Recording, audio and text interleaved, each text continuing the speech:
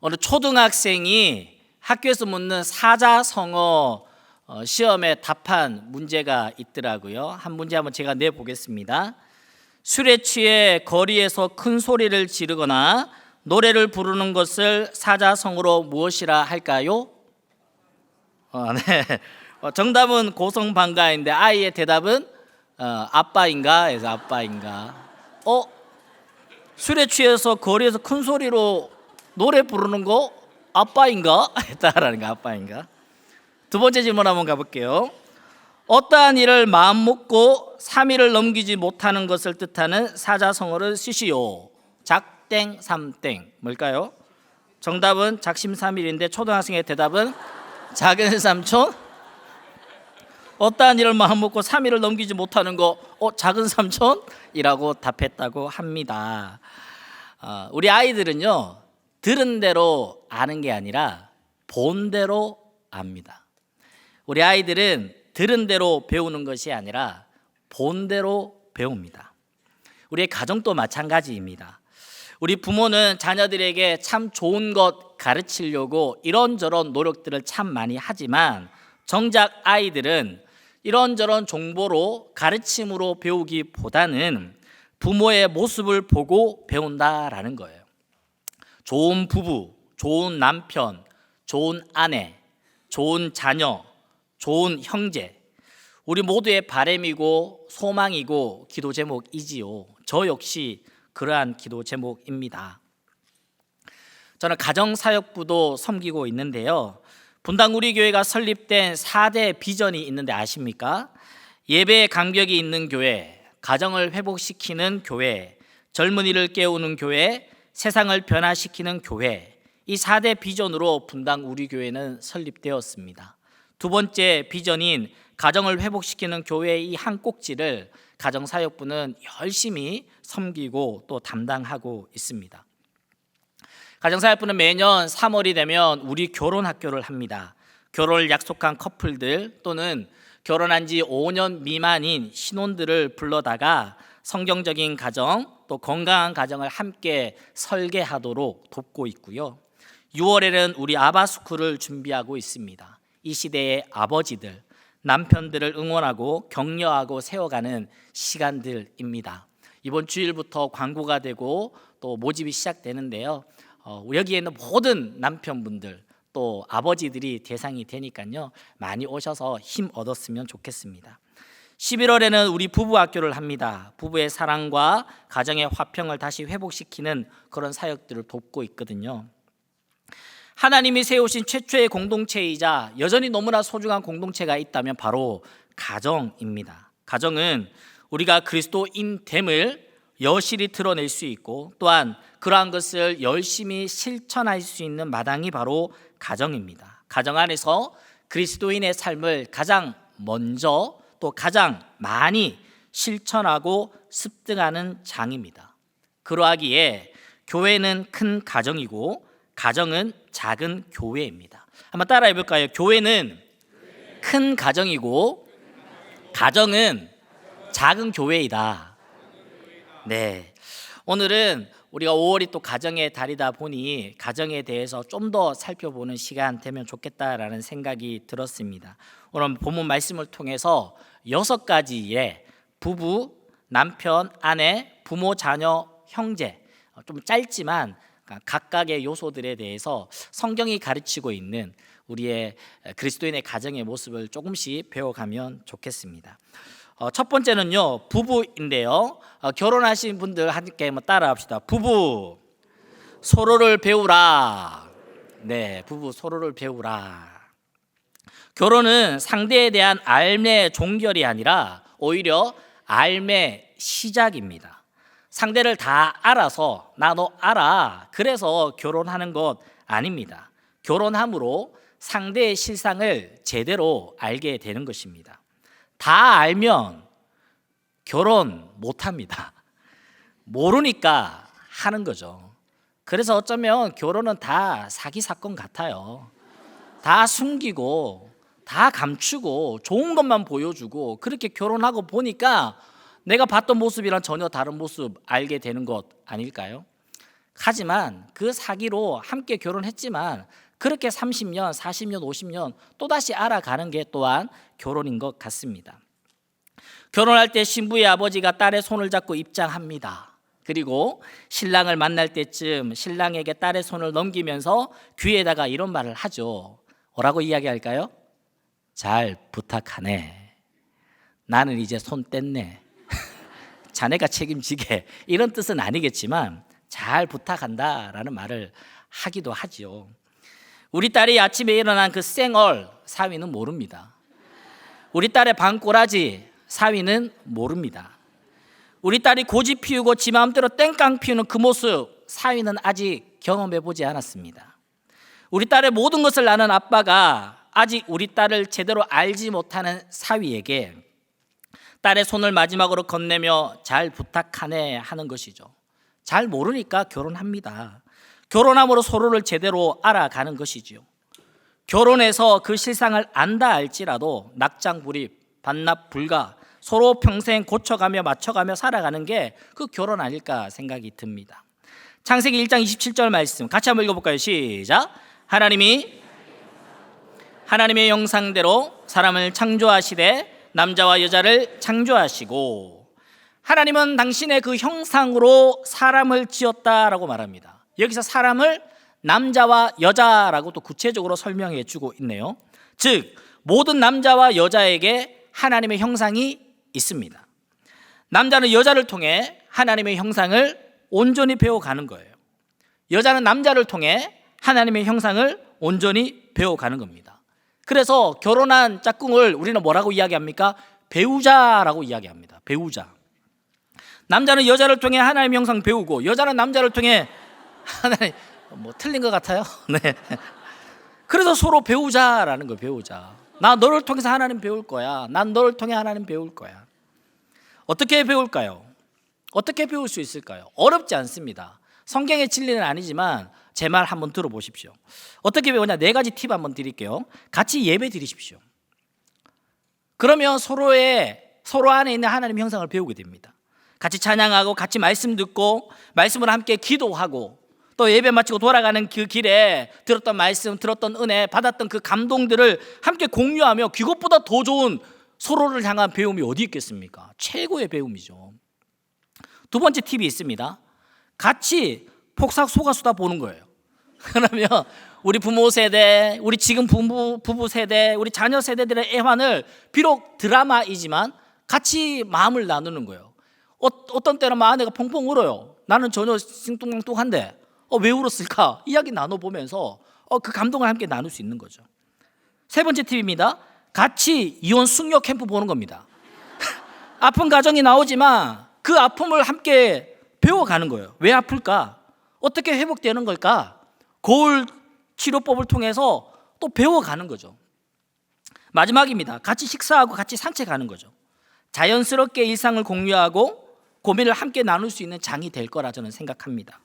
이거 아니더라도 우리 성도님들의 좋은 팁들이 많을 거라 생각되거든요.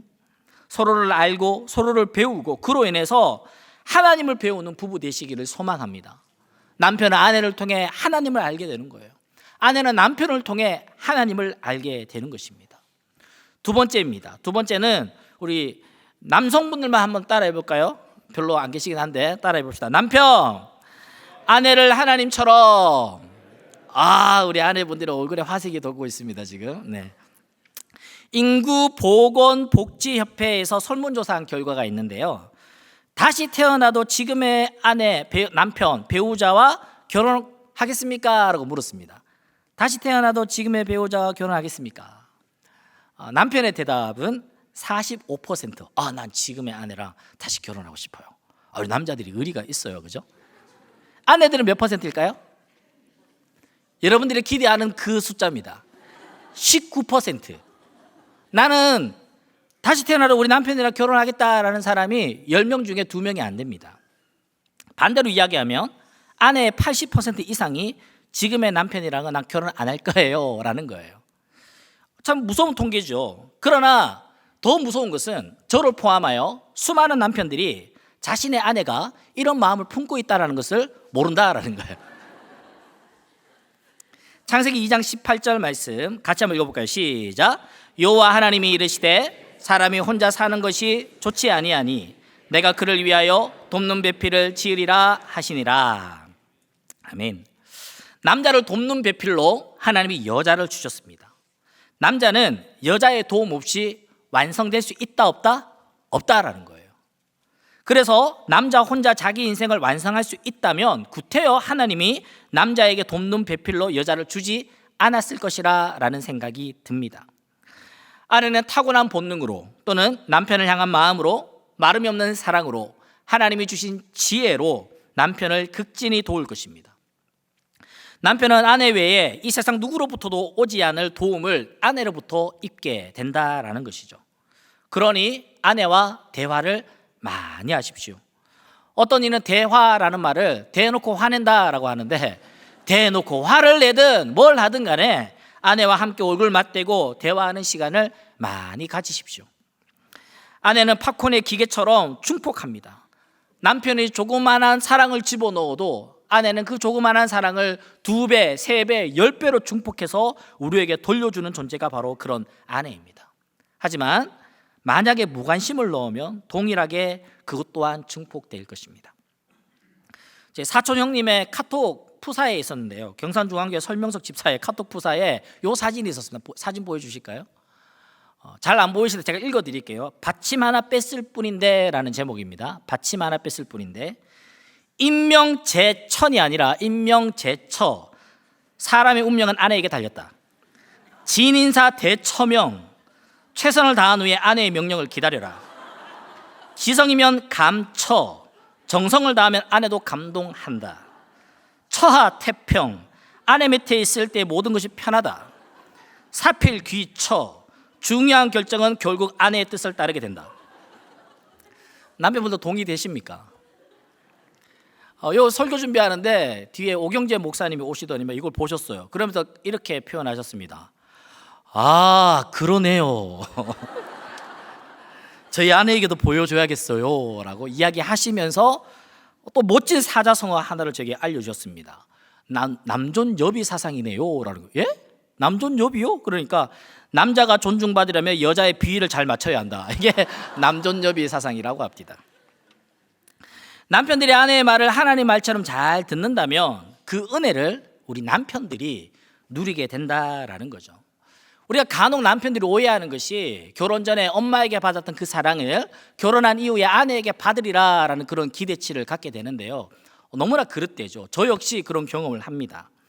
어머니한테 가면 어머니가 아이고 아들 왔다고 바로 밥 차려주시고, 밥 다 먹을 때 주면 과일 내어서 과일 먹게 하고, 과일 다 먹고 거실에 앉아있으면 어머니가 베개 갖다 주고 기대서 보라 그러고, 기대에다가 잠이 사르르 뜨면 TV도 꺼주고 불도 꺼주고 이불도 덮어주고, 혹시나 아들 깰까봐 조용히 계시는 어머니의 사랑을 느끼죠. 집에 있을 때 교육자들 월요일날 쉽니다. 월요일날 좀 하루라도 좀 늦잠 자고 싶은 마음 있지요. 그러면 아내가 와서 깨웁니다. 일어나라고. 일어나서 거실에 앉아 있으면, 거실에 그 소파에 딱 앉아 있으면 아내가 이불을 한 무더기 갖다 줍니다. 이불이라 그 빨래를 개라는 거죠. 빨래 다 개고 TV 보고 있으면 청소기 갖다 줍니다. 밀으라는 거죠. 아내에게서는 어머니의 사랑을 절대 느낄 수 없습니다. 어머니는 아들이 존재 자체로 사랑스러워요.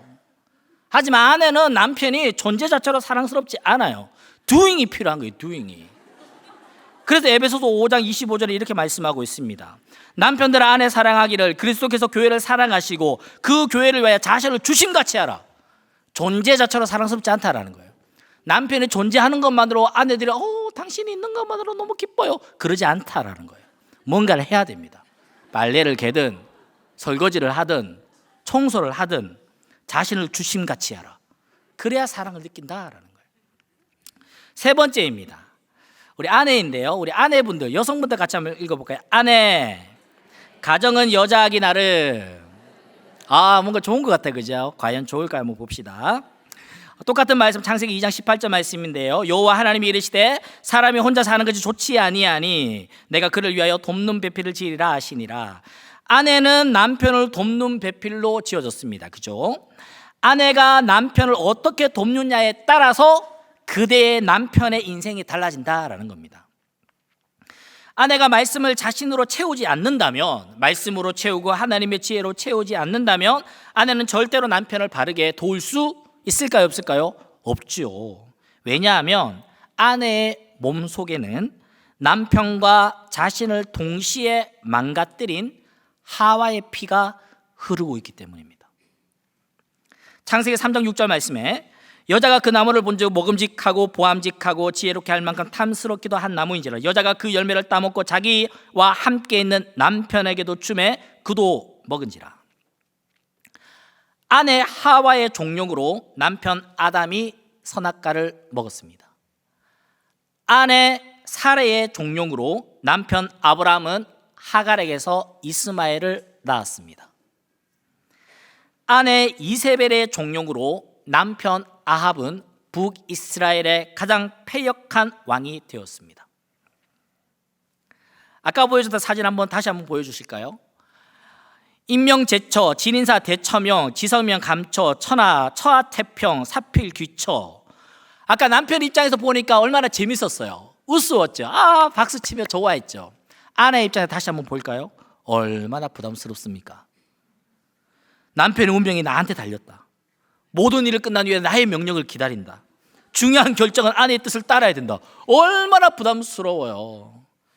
그만큼 아내의 역할이 중요하다라는 거예요. 잠언 14장 1절 말씀에 같이 한번 읽어봅시다. 여성분도 같이 한번 읽어볼까요? 시작. 지혜로운 여인은 자기 집을 세우되 미련한 여인은 자기 손으로 그것을 허느니라. 세상에서 가장 지혜로운 왕 솔로몬의 잠언입니다. 이스라엘의 절대 권력자 솔로몬이라 할지라도 자신의 권력과 자신의 군대로 또는 자신의 지혜로 가정을 바르게 세울 수 없었습니다. 가정은 아내의 손에 달려 있습니다.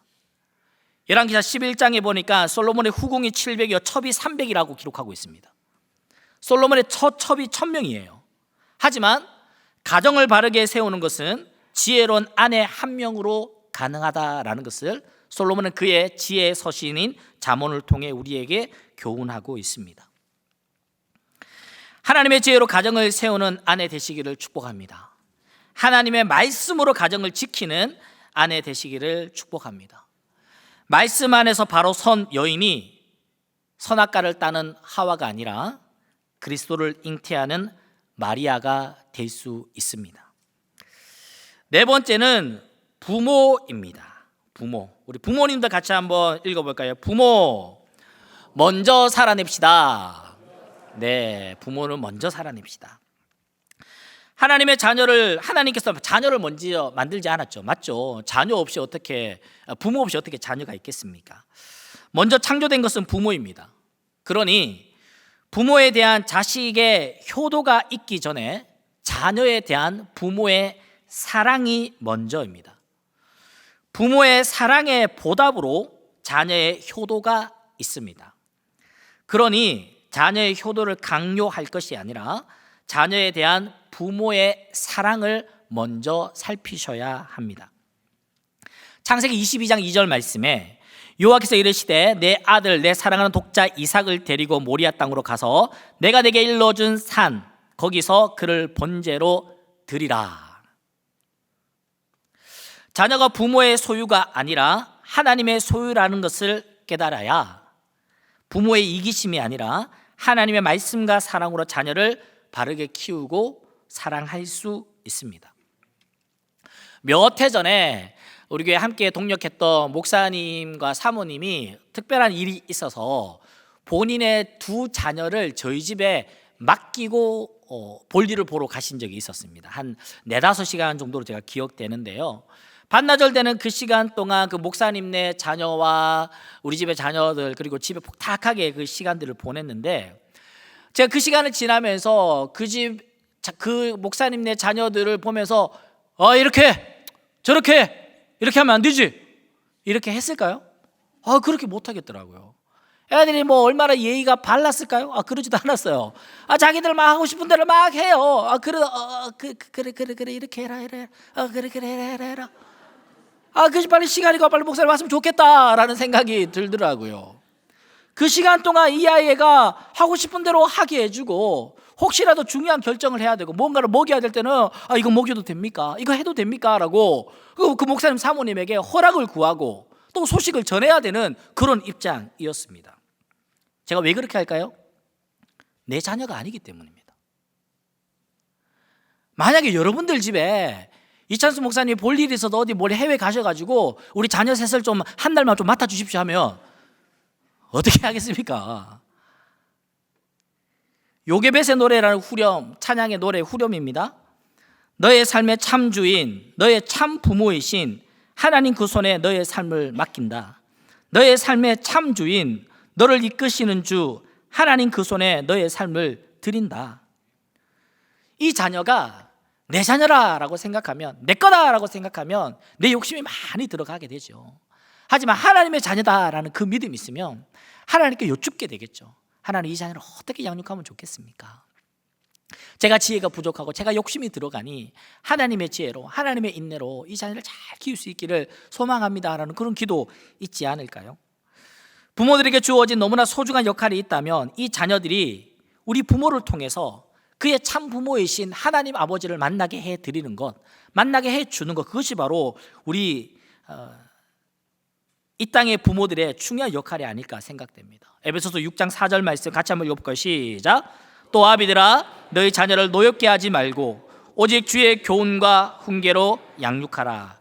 주의 교훈과 훈계로 양육하라.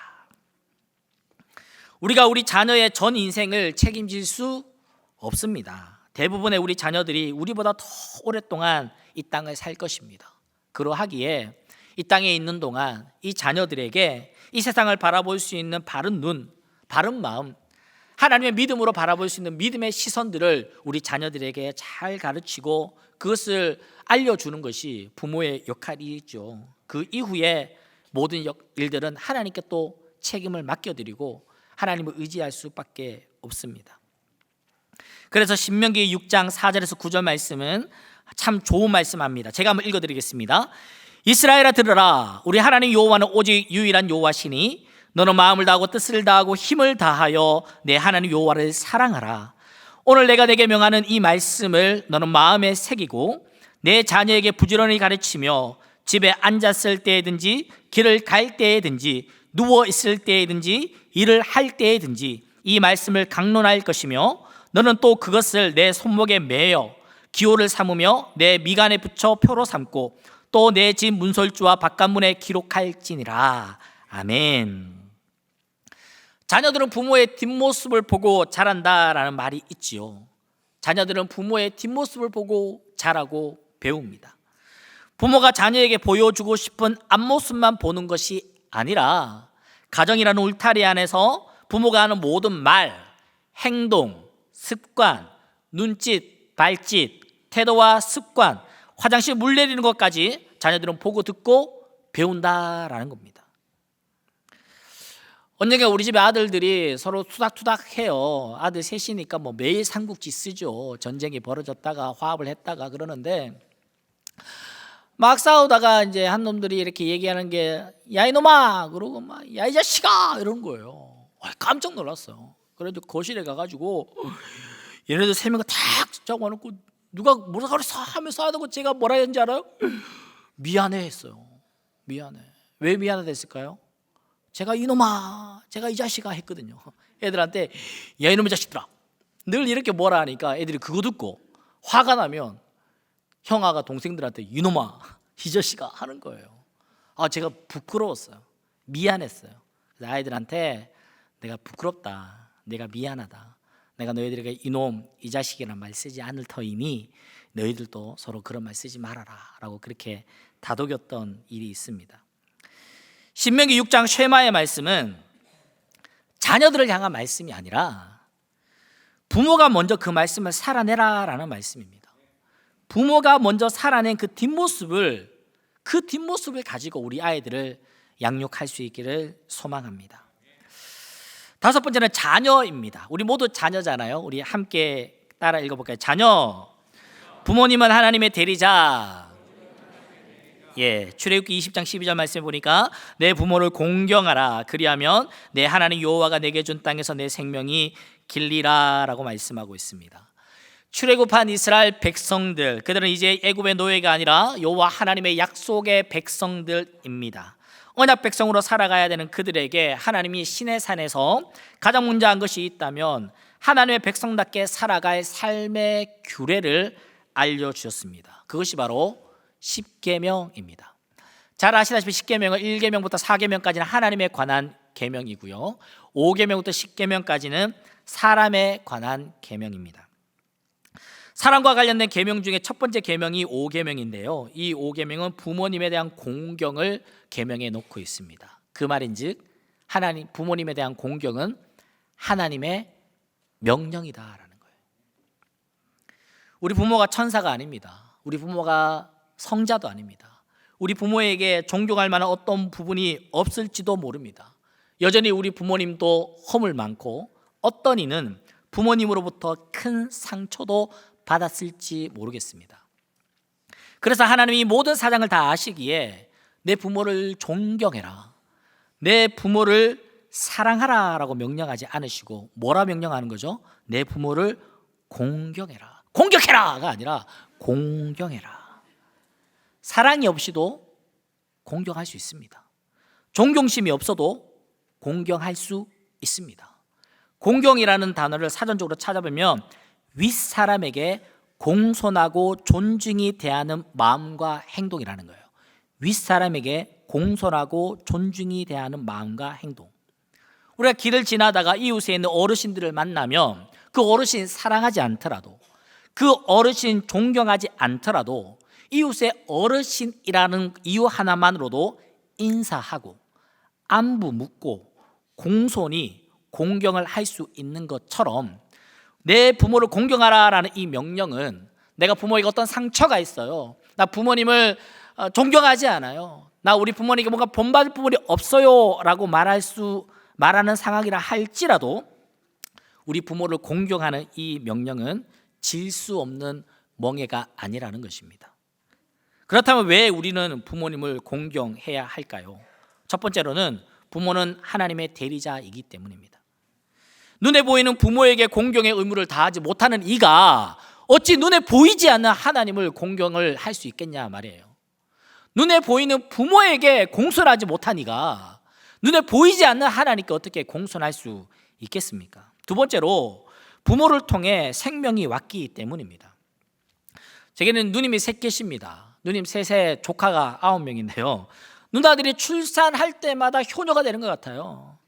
보기가 출산하며 엄마에게 울면서 전화가 오더라고요. 울면서 전화가 와가지고 자기가 상고를 겪으면서 아이를 낳았는데 정작 친정 엄마에게 전화 와서 울면서 고맙다라고 인사하더라고요. 마태복음 1장은 낳고의 연속입니다. 부모가 낳지 않으면 절대 새로운 생명은 존재할 수 없습니다. 자녀의 생명은 절대 스스로 얻을 수 없습니다. 부모가 자녀를 위해 생명의 통로가 되어 주었기 때문에 자녀는 부모를 공경해야 합니다. 세 번째로는 자녀의 생명이 부모에 의해 양육되었기 때문입니다. 자녀가 홀로 설 때까지 부모의 손길이 얼마나 많이 있었는지 자녀들을 키우고 돌보면서 우리는 알게 되고 또 앞으로 그것들을 많이 또 배우게 되죠. 우리나라에 이런 질문이 있습니다. 애 볼래 밥 멜래? 여러분 뭐 하시겠습니까? 애 볼래 밥 멜래 하면 밥 맨다라는 거예요. 왜 애 안 보고 밥 멜까요?